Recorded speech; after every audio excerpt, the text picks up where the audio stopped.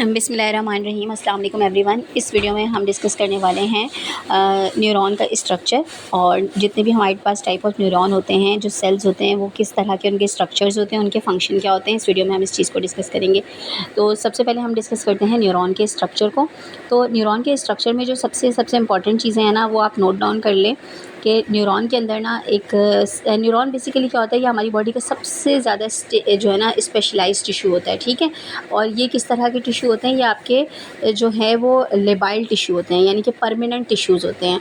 अगर ये एक दफ़ा डैमेज हो जाएँ तो ये दोबारा से रिपेयर नहीं होते, इनकी रीजनरेशन पोटेंशियल बहुत ज़्यादा कम होती है। तो सबसे पहले तो ये परमानेंट टिश्यूज़ होते हैं और इनकी इलेक्ट्रिकल एक्टिविटी बहुत ज़्यादा फास्ट होती है। जिस तरह से आप देखते हैं कि हम अंधेरे में बैठे हैं, हमने लाइट ऑन की और रोशनी से हमें हर चीज़ नज़र आना शुरू हो गई। तो ये क्या था, ये पूरा मैसेज था ना जो इलेक्ट्रिकल एक्टिविटी की फॉर्म में हमारे पूरे ब्रेन में रन आउट हुआ। तो ये विदिन सेकेंड्स, विदिन मिली सेकेंड्स जो है ना आपका काम परफॉर्म करते हैं। तो हमारी बॉडी में जो सबसे ज़्यादा फास्ट एक्टिंग, फास्ट फंक्शन करने वाले सेल्स होते हैं वो न्यूरॉन्स होते हैं, ठीक है। अच्छा, अब न्यूरॉन के स्ट्रक्चर के ऊपर अगर हम बात करें तो न्यूरॉन के स्ट्रक्चर में आपके पास सबसे पहले एक आता है मेजर सेल बॉडी, ठीक है। सेल बॉडी के अंदर क्या होता है, साइटोप्लाज्म होता है और न्यूक्लियस होता है। अब सेल बॉडी का दूसरा नाम, न्यूरॉन की सेल बॉडी का दूसरा नाम है सोमा, ठीक है। अब हमने जितने भी सेल्स पढ़े हैं उसमें हमने क्या पढ़ा है, एक सेल बॉडी होती है, उसके अंदर जो होता है वो साइटोप्लाज्म होता है, उसके सेंटर में एक न्यूक्लियस होता है और उसके बाद फिर इसमें बहुत सारे ऑर्गेनील्स होते हैं। तो यहाँ पर हमारे पास ना रफ एंडोप्लाज्मिक रेटिकुलम्स होते हैं और rough endoplasmic reticulum very rich in the neuronal cell body. और इन रफ एंडोप्लाज्मिक रेटिकुलम के अंदर क्या होते हैं, निजल ग्रेन्यूल्स, ठीक है। ये क्या होते हैं, निजल ग्रेन्यूल्स होते हैं जो एक्ट करते हैं एज ए राइबोसोम्स। और राइबोसोम्स क्या होती हैं, protein factories of the cell. तो हमारे पास जो rough endoplasmic reticulum of cell body, इसके अंदर राइबोसोम्स की जगह पे क्या होते हैं, निजल बॉडीज़ होती हैं, निजल ग्रेन्यूल्स होते हैं, ठीक है। तो ये एक इंपॉर्टेंट क्वेश्चन है आपके एग्जाम पॉइंट ऑफ व्यू से कि सेल बॉडी ऑफ न्यूरॉन या Soma of the neuron consist rough what things in the rough endoplasmic reticulum, it consist Nissl granules in the rough endoplasmic reticulum. उसके बाद आपके neuron के पास एक बड़ा सा थ्रेड लाइक एक्सोन होता है और डेंड्राइट्स होते हैं। अब एक्सोन्स जो होता है बेसिकली वो हमारे पास क्या करता है, कंडक्शन ऑफ एक्शन पोटेंशियल करता है, ठीक है। एक्सोन एक लॉन्ग नर्व फाइबर होता है जिसके ऊपर माइलिन शीथ जो है वो रैप हुई भी होती है और ये फास्ट कंडक्शन कराता है from the cell body to the dendrites. फिर डेंड्राइट्स होते हैं, डेंड्राइट्स होते हैं थ्रेड लाइक स्ट्रक्चर्स होते हैं, ये भी हमारे पास न्यूरोनल फाइबर्स होते हैं और ये एक सेल से दूसरे सेल के दरमियान में कनेक्शंस बनाने में हेल्प करते हैं with in the central nervous system. So here you can see in the diagram कि आपका न्यूरॉन किस तरह का होता है। इसका यहाँ पे एक सेल बॉडी होती है, सेल बॉडी में न्यूक्लियस होता है, साइटोप्लाज्म होता है, साइटोप्लाज्म के अंदर रफ एंडोप्लाज्मिक रेटिकुलम होता है और रफ एंडोप्लाज्मिक रेटिकुलम के पास क्या होता है, निजल ग्रेन्यूल्स होते हैं। फिर सेल बॉडी से एक जो है थ्रेड लाइक स्ट्रक्चर, एक लॉन्ग स्ट्रक्चर निकलता है जिसे हम कहते हैं एक्सॉन। अब एक्सॉन के ऊपर क्या होता है, माइलिन शीट लपेटी हुई होती है एंड दिस माइलिन शीट, ठीक है। अब यहाँ पे this is again an MCQ कि माइलिन शीट जो होती है वो किस चीज़ से बनी हुई होती है, तो माइलिन शीट बनी हुई होती है किससे, श्वान सेल से बनी हुई होती है। किससे बनी होती है, श्वान सेल से बनी हुई होती है, ठीक है। अब इन माइलिन शीट्स के दरमियान में बीच में ये नोडल होती है, ये नोड्स की फॉर्म में होती है और इनके बीच में कुछ प्लेन एरियाज़ होते हैं, ठीक है, जहाँ पे एक्शन पोटेंशियल जनरेट होता है। अब ये जो नोडल एरियाज़ होते हैं जहाँ पे हमारे पास एक्शन पोटेंशियल जनरेट होता है, इन एरियाज़ को हम कहते हैं नोड ऑफ रैनवीर, ठीक है। तो माइलिन शीट के दरमियान में हमारे पास क्या होता है, एक प्लेन एरिया होता है जहाँ पे हमारे पास कंडक्शन ऑफ सोडियम होती है, इसे हम कहते हैं नोड ऑफ रैनवीर। ये हमारे पास फास्टेस्ट इलेक्ट्रिकल एक्टिविटी की कंडक्शन में हेल्प करता है जिसे हम कहते हैं सॉल्टेटरी कंडक्शन, ठीक है। इसे हम क्या कहते हैं, सॉल्टेटरी कंडक्शन कहते हैं। From one node to another node जो है इलेक्ट्रिकल इम्पल्सेस जंप करती हैं, इस टाइप की कंडक्शन को बोलते हैं हम सॉल्टेटरी कंडक्शन। तो ये सारे MCQs पॉइंट हैं जो इस छोटे से टॉपिक से पूछे जाते हैं। तो ये सारे मैंने एक जगह समराइज़ कर दिए हैं और आपको एक्सप्लेन भी कर दिए हैं with diagram. I hope it is clear to you. इसके अलावा जो है आपने याद रखने हैं ग्लायल सेल्स, ठीक है। सेल न्यूरॉन सिस्टम के अंदर ग्लायल सेल्स होते हैं, 3 टाइप के ग्लायल सेल्स होते हैं। एक आपके होते हैं CNS ग्लायल सेल्स, एक होते हैं माइक्रो ग्लायल सेल्स और फिर तीसरे आते हैं आपके पास PNS glial cells. CNS glial cells are derived from ectoderm, micro glial cells are derived from mesoderm and PNS glial cells are derived from the neural crest cell. जो exam में सबसे ज़्यादा क्वेश्चन आता है ना वो ये आता है कि आपके पेरिफेरल नर्वस सिस्टम के जो सेल्स न्यूरोनल या ग्लायल सेल्स होते हैं वो कहाँ से ड्राइव होते हैं, वो आपके ड्राइव होते हैं न्यूरल क्रेस्ट सेल से, ठीक है। और दूसरा आपका माइलिन शीट का बहुत क्वेश्चन आता है कि माइलिन शीट किस से बनती है, तो माइलिन शीट आपके श्वान सेल से बनती है और ट्यूमर ऑफ श्वानोमा या ट्यूमर ऑफ माइलिन सेल्स जो है वो भी श्वानोमा कहलाता है, ठीक है।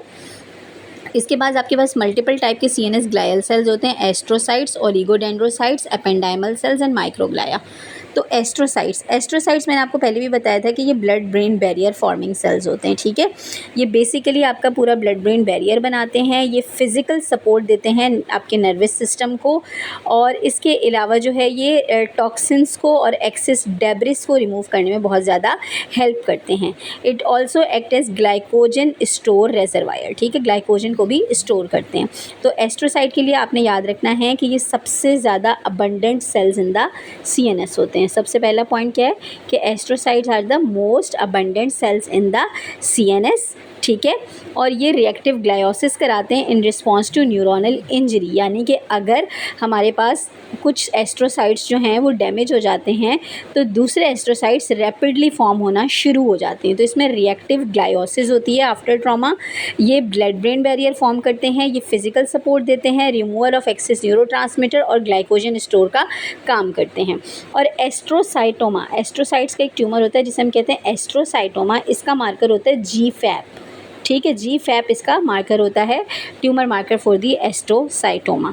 ये एग्जाम क्वेश्चन है, इसमें से कोई भी क्वेश्चन पूछा जा सकता है। GFAP का क्वेश्चन बहुत दफ़ा पूछा जाता है कि अगर एस्ट्रोसाइटोमा का ट्यूमर है तो GFAP पॉजिटिव होगा इसके अंदर। दूसरा, सबसे ज़्यादा अबंडेंट सेल्स कौन से होते हैं, तो एस्ट्रोसाइटोमा होते हैं। ब्लड ब्रेन बैरियर कौन फॉर्म करता है, तो एस्ट्रोसाइट्स फॉर्म करते हैं। देन आता है आपका ओलिगोडेंड्रोसाइट्स। अच्छा जी, ओलिगोडेंड्रोसाइट के बारे में सबसे पहले तो आपने ये बात याद रखनी है कि ये predominant type of glial cells होते हैं वाइट मैटर के अंदर।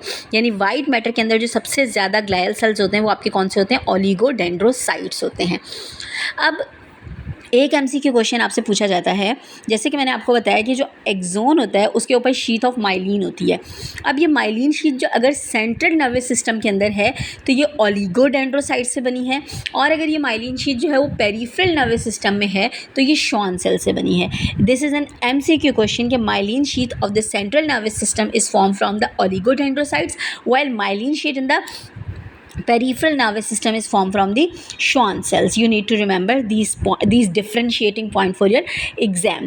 और एक बात आपने याद रखनी है कि आपके जो ओलिगोडेंड्रोसाइट्स होते हैं ये सबसे ज़्यादा अबंडेंट किस में होते हैं, white matter of the brain में होते हैं, ठीक है। हिस्टोलॉजी पे इसमें आपको कैसे मिलते हैं, ये आपको मिलते हैं फ्राइड एग अपीयरेंस की तरह हिस्टोलॉजी पे। और ज़्यादातर ये किस डिजीज़ में इंजर्ड होते हैं, एक मल्टीपल स्क्लेरोसिस में, दूसरा ल्यूकोडिस्ट्रोफीज़ जो होती हैं, एडिनोल्यूकोडिस्ट्रोफीज़ जो होती हैं उसके अंदर ये डिस्ट्रॉय होते हैं। फिर आते हैं अपेंडाइमल सेल। अपेंडाइमल सेल का मैंने आपको पहले भी बताया था कि जो अपेंडाइमल सेल्स होते हैं ना वो बेसिकली वो लाइनिंग बनाते हैं किसके, वेंट्रिकल्स के अराउंड, ठीक है। तो ये वेंट्रिकल्स के अराउंड लाइनिंग बनाने वाले सेल्स होते हैं।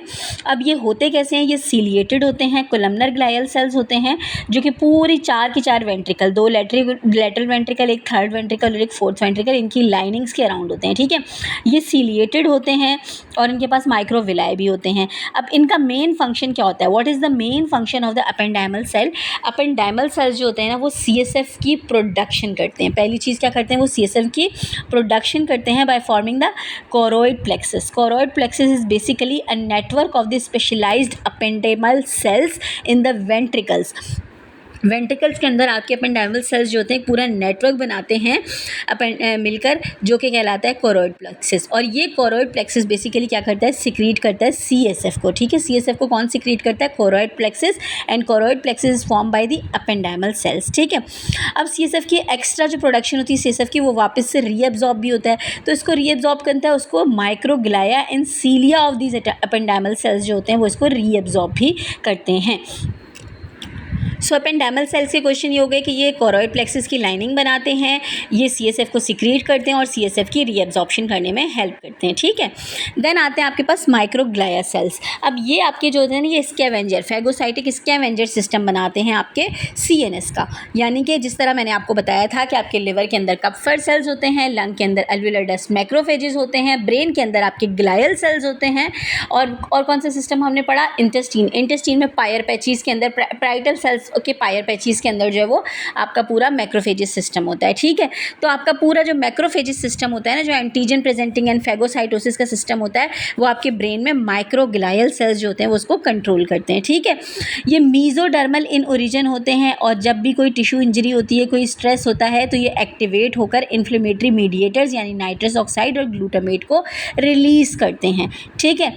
अच्छा, अब इसकी इंजरी किन कंडीशन में होती है? HIV के अंदर। जो HIV के पेशेंट होते हैं ना, तो स्टेज 4 HIV के अंदर जो है ना ब्रेन इन्वॉल्वमेंट होती है और पेशेंट जो है वो इनकेफेलाइटिक हो जाता है। तो इसमें क्या होता है कि जो HIV होता है, HIV का जो वायरस है, ह्यूमन इम्यूनोडेफिशिएंसी वायरस, वो बेसिकली इन ग्लायल सेल्स को अटैक करता है और फिर बना देता है मल्टी न्यूक्लिएटेड जायंट सेल। तो अगर आपसे ये क्वेश्चन पूछा जाए कि HIV इनकेफेलोपैथी में आपके CNS के कौन से सेल्स इफेक्ट होते हैं, तो माइक्रोग्लायल सेल्स होते हैं। अब अगर मैं जल्दी से इन सारे सेल्स के क्वेश्चंस को समराइज़ करूं, तो एस्ट्रोसाइट्स आपका बनाता है blood brain barrier and astrocytes are the most abundant cells in the CNS। Oligodendrocyte क्या करता है? माइलिन शीट बनाता है आपके सेंट्रल नर्वस सिस्टम की, जबकि आपके पेरिफेरल नर्वस सिस्टम की माइलिन शीट बनती है श्वान सेल से। आपके वाइट मैटर में सबसे ज़्यादा प्रीडोमिनेंट सेल्स कौन से होते हैं? ओलिगोडेंड्रोसाइट्स होते हैं। अपेंडाइमल सेल्स क्या करते हैं? अपेंडाइमल सेल्स कोरोइड प्लेक्सिस को बनाते हैं, CSF के वेंट्रिकल्स की लाइनिंग बनाते हैं और CSF को सिक्रीट भी करते हैं और एब्जॉर्ब भी करते हैं। माइक्रोग्रेवल सेल्स क्या होते हैं? ये आपके फेगोसाइटिक स्कैवेंजर होते हैं CNS के, जो कि इन्फ्लेमेटरी इम्यून रिस्पॉन्स को जनरेट करते हैं इन कंडीशन ऑफ स्ट्रेस। और HIV में आपके सबसे ज़्यादा कौन से इफेक्ट होते हैं? आपके माइक्रोग्लाइल सेल होते हैं, ठीक है। अच्छा, एस्ट्रोसाइटोमा जो होता है ट्यूमर होता है, उसका मार्कर होता है GFAP, ठीक है। इस तरह HIV में आपको मल्टी न्यूक्लिएटेड जायंट सेल्स यानी कि माइक्रोग्लाया मिलेंगे। और एक और कंडीशन होती है GBS, गुलियन बारे सिंड्रोम, उसमें basically injury of the Schwann cell होता है, ठीक है। मल्टीपल स्क्लेरोसिस में या एडिनोल्यूकोडिस्ट्रोफीज के अंदर जो है वो ओलिगोडेंड्रोसाइट जो होते हैं वो इफेक्ट होते हैं।